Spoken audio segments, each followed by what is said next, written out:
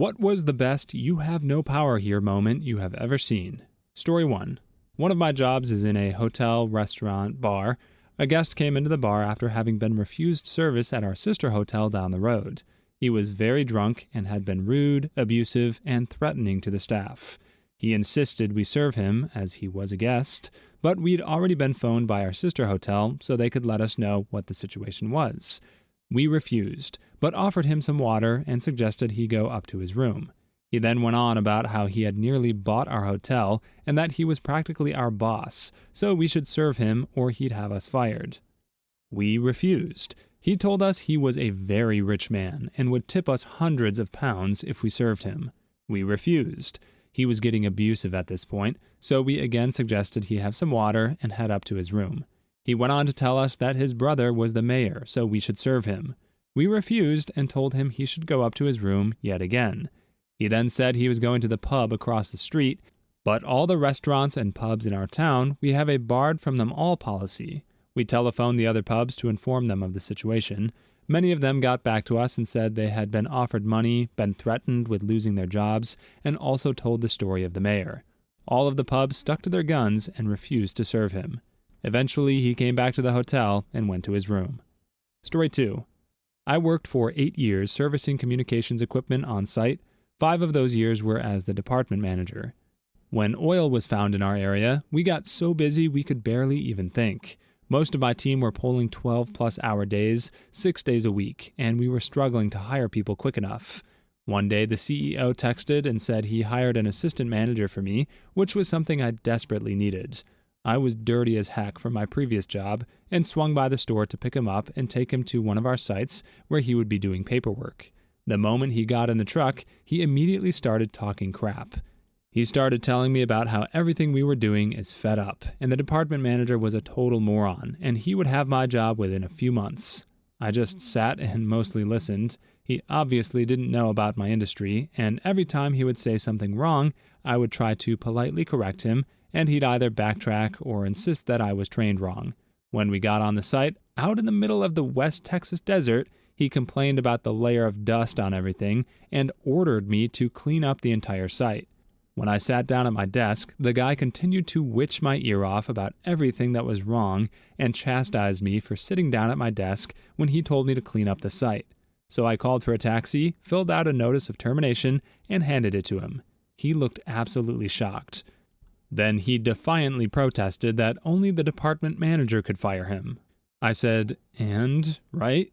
He sheepishly nodded, so I stuck my hand out for a handshake and introduced myself. I can teach anyone how to service equipment, but I don't have a clue how to teach someone to not be a butthole. Story 3. I work at a hotel. It's high-end, so we often take the approach of just appeasing guests no matter what, so I frequently have to bite my tongue. However, we have a very desirable parking lot, and when people poach it, we boot them. I love enforcing these because I don't have to bite my tongue or apologize, as they aren't guests. My favorite one was this. Girl parks and walks to the neighboring hotel. Our general manager happens to be in the lot and says, "Hey, just FYI, this is parking for X hotel, not Z hotel." She proceeds to say F you, flips him off, and walks into the neighbor hotel. General manager calls me and tells me. I giggle, grab the boot, and slap it on her car. She comes back screaming and ranting. I told her the cost is $200. She calls the police. The police ask, "Is this a private lot?" "Yes." "Okay, then pay them." She refuses to pay and storms off. I get a call requesting the manager. I speak with them. It's the girl's mom. She is trying to say, "Oh, my daughter didn't know. She was for a job interview, yada yada." I let her go on, and when she finally stops making excuses, I tell her that her daughter flipped off the GM, and there is no way the boot is coming off without payment. On top of that, I tell her when she pays, she better not come in swearing or yelling, or the price goes up to $300. She hangs up, the daughter comes back and silently hands me $200 with a look of rage on her face. I've never been so internally giggly before.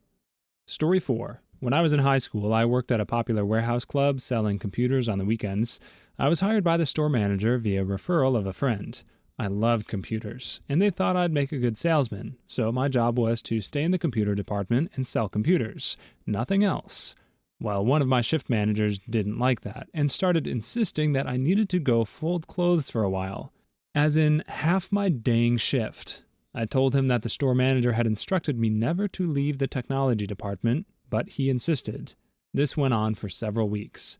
The store manager showed up one weekend when both the power trippin' shift manager and I were working. The store manager walks up with the shift manager close behind. Store manager slaps a stack of green bar paper, this was a while ago, down onto a shelf and points to some highlighted numbers.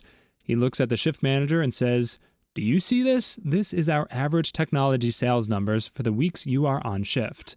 See this number over here? This is our average technology sales numbers for weeks you are not.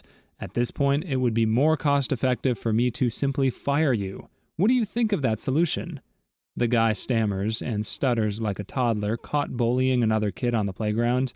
Fortunately, the dude wasn't fired, but the store manager made it clear that when I was on shift, I was not to leave the technology department unless I was on break or there was a fire in the store. That shift manager never said another word to me. Story 5. 15 years ago, I worked for a company in Germany that was bought by a large U.S. company. One of the first actions was a mandatory HR meeting. They used their U.S. PowerPoint deck and guided us through the rules and regulations, although directed by our local HR team to not do that. Here are some of the highlights. We are not allowed to accept tickets for the Super Bowl. Utter confusion. About 90% of the people had never heard of the Super Bowl. A discussion about why we would want to watch that anyways started. We are not allowed to have relationships with anybody from a supplier or within the company. Uproar in the room. This is against the German Constitution. What you do in your free time is none of their business. The discussion gets heated. Everybody is discussing. The Americans on the line are very confused why. The head of QA finally gets up and shouts, "If I love that woman, nobody will prevent me from dating her." People signed the sheet that they participated and read and understood the presentation with reservations. People start discussing where to sign up for legal expense insurance. HR refrained from that day from having mandatory global HR meetings. Management tried a couple of other things. At-will employment, against the law, everybody has a contract. Cutting vacation, against the law. Canceling bank holidays, against the law. Make people work on vacation days, guess what? Against the law. And a couple more. It was a prime example of cultural ignorance and incredibly funny. Story 6. When I was working customer service for a restaurant delivery service, not unlike DoorDash, I had a customer send in a complaint about hair in their food. The hair was sitting on top of the food. I checked their account and they had one order on their account, which is a red flag. I checked their phone number and find multiple accounts, each with 1 to 2 orders, all of them complaining about hair in the food. I deny a refund because the customer has actually used the same identical photo for the last order since they ordered the same thing.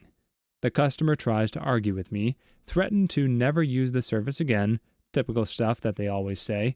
Eventually, the customer gives up and ends the call, then immediately tries again.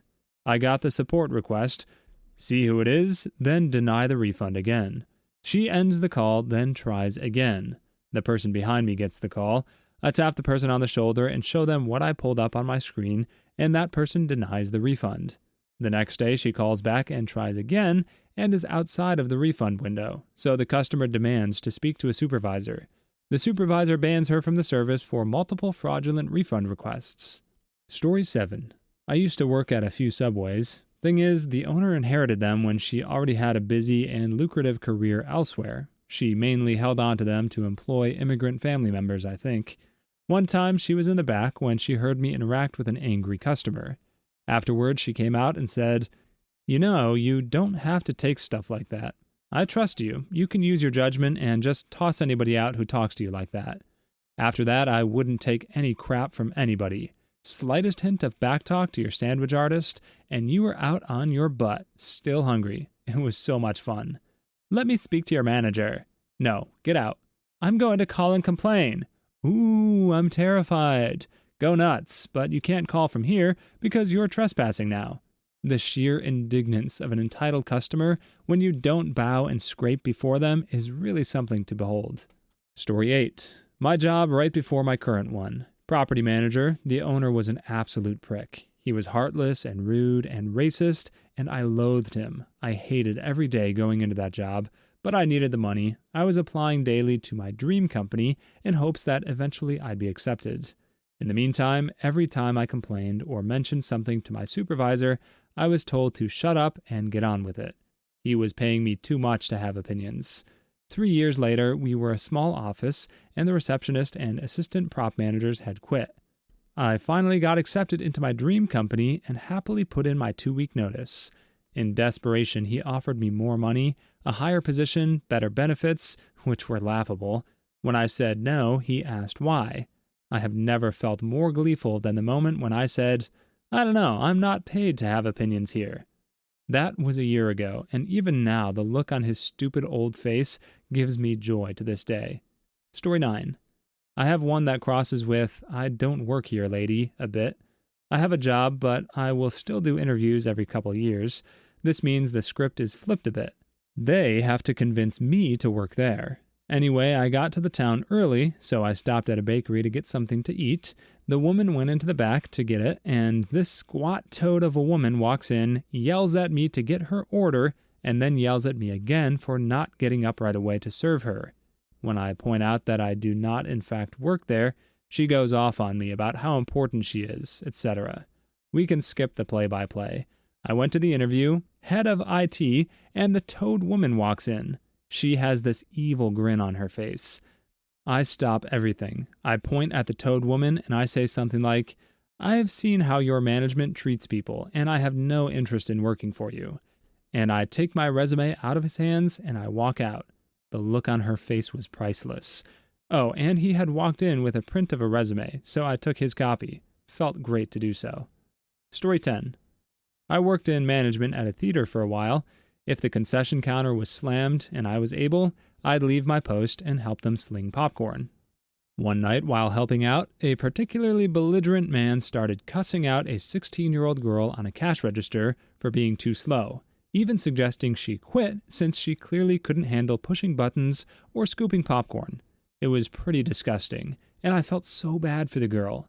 I stepped in and told the guy that our employees have the right to refuse service to customers who harass them as part of our anti-harassment discrimination policy, emphasized that the lines were longer than usual, and suggested he should apologize and move on. He was ticked off, left half his order on the counter, and started fuming off. Anticipating his next move, I went back to my original post that night as manager of the customer service kiosk. Oh boy, the look on his face when he saw me. Didn't want a refund of his tickets though, so I assume he watched the movie without popcorn. Story 11. Had an old boss who was a complete and total mustard. He was actually my boss's boss, and wasn't supposed to interact with us unless it was through our boss, but he just loved trying to make everyone under him squirm. The company had forced him to go to training twice because of how he spoke to people. One day I get a call at home from him, and he just starts unloading, cursing, name-calling, insulting over some technical issue he just found out about. After a couple of minutes, I just looked at my phone and hung up on him. The next day, I got called into a meeting with his boss, who basically wants to know who the F I think I am hanging up on. I calmly explained that no one gets to yell at me on my time, in my home, on my phone. You have to wait for me to be on the clock to pay me for that privilege, and I'll gladly take that money. If I'm busy being yelled at, I'm not busy with anything else. Seemed to work. Story 12. When I was still a child, I saw how abusive my grandparents were to my parents when they used to stay in their house during their early years of marriage when they were broke. They are forced to accept the abuse and swallow their pride, knowing that they're still indebted to them and have nowhere to go. One day they had enough money to leave my grandparents. They moved to a small rented house. My grandparents came for an unannounced visit and berated my dad for living in such a shanty house and how ungrateful he was for leaving their home. My dad was silent until they started blaming my mother for being a wife that brought bad luck to my dad and how she poisons him into moving to a new home. My dad wasn't having any of their bile anymore and kicked them out. They stopped talking until my grandfather was passing away of leukemia. My mom was the one who persuaded my dad to see him before he passed. Story 13. A coworker friend of mine was flying back from a sales conference in Vegas, and he was able to upgrade to a first-class seat. We had this witch sales VP that was on the same flight. She was the snobby, entitled type with a full-time nanny and a giant McMansion in the suburbs. And she generally treated people who worked for her like servants. She sees him in a first-class seat as she is making her way to coach and asks him how he got that seat. He used points to upgrade. As people are getting settled in, she makes her way back up to the first-class cabin and asks to speak with the lead flight attendant. She tells him that one of her underlings is sitting in first class, and that she needs to switch with him since she's higher on the corporate ladder. The guy can't believe what he's hearing, but she won't take no for an answer. Finally, he tells her she has to go back to her seat or she will be escorted from the plane. She made a complete butt of herself in front of the whole first-class cabin. Story 14. I had a rough childhood with a drug addict father. My mom struggled to make ends meet, and my first job was paying for the mortgage. After several months of working, again at my first job, I finally had some money to spend on myself and decided to get a computer and a decent internet connection. At the time, the best internet I could buy was part of a dish combo package. I bought a dish and brought it home to install on the house. During this time, my dad was still living at home with us, but he was hardly there, and my parents had all but separated at that point. My dad promptly asked me what I was doing by putting a dish on his house. I let him know that I pay the mortgage now and I make the decisions on what we do with the house. I was young, but it was a very empowering moment for me. Story 15. One of my new employees came from a competitor who is, shall we say, not as put together as we are. Her former boss had actually called me to yell at me about poaching his consultants, which in and of itself is weird enough. However, a few weeks after she started, the dude rolled up to our office. He had apparently been calling her to get her to finish an analysis for him, and she just ghosted him. I went to the lobby to see what the F he was doing here. He started in on me again, and then she happened to walk by. I didn't fully understand the conversation, but at one point he literally demanded she do this analysis. She just said, "Or what?" and waited a few beats before turning on her heels and walking away. I did the old hand on his back, pointing to the door universal symbol for leave or a large security man will make you leave. Never heard from him again. Story 16. We had an HR lady who was extremely power hungry. She's walking around with the president of the company who flew in from Japan. She rushes him through the warehouse, just spit out, "Oh, these are the warehouse guys. We don't have to stop to talk to them." He stops, walks over, and starts talking to me about my last vacation, how buying my house went. You could just see her fuming behind him as we talked for almost 45 minutes. I've had multiple meetings with him. We knew each other really well. I don't think he liked her and dragged it out on purpose, but I was thrilled to see her just standing there bored as heck. Story 17. Not sure if it fits, but during an insanely busy weekend before Christmas, Karen was complaining to every associate about how messy our store was. The manager had relieved the girl at the fitting room and was helping to hang stuff. Karen pulled her crap and was trying to make a point that we were messy and a horrible place to shop. This manager told her roughly, "Ma'am, we're messy at the moment because we're a popular store, and the biggest reason we're messy is because of women like you who can't be bothered to pick up after themselves. It's not the associates making the mess, it's people like you. Your type has us outnumbered." First time I actually witnessed someone deflate. Story 18. I worked at a Walmart as a cashier, and the assistant manager there was a dong. He would insult everybody working there and forced us sometimes to do work above our pay grade. 6 months later, me and him got transferred to another Walmart that was just built, and they needed to pick a manager and assistant manager. Some random got manager, but I got assistant manager. I guess all the complaints on the assistant manager basically gave him a demotion. So one day he was ordering the other cashiers around, then I pulled him to the side and told him that if he kept pulling the same stuff around, he would be out of here. I haven't heard anything from him since. Story 19. I worked at a grocery store for 5 years, putting up with crazy customers and their awful attitudes. At the end of my tenure, our store was set to be closed, and for the last month, the store was sold to a liquidation company, meaning we were no longer under our parent company's umbrella and were no longer concerned with retaining customer loyalty. I got to tell customers no and responded with every bit of sarcasm and disdain to every Karen I encountered for 1 month until the store officially closed. Story 20. I was working as a consultant for a company. There was a bit of a competition between me and this guy. The company started to have some financial issues, so I left and started working for a client of theirs. Shortly after joining, they brought in this guy I was competing with at my old job. He was technically my equal, except now I was employed by the client and he was just a consultant. He was trying to one-up me during meetings, and my boss told him that decisions are made by the company, not the consultants.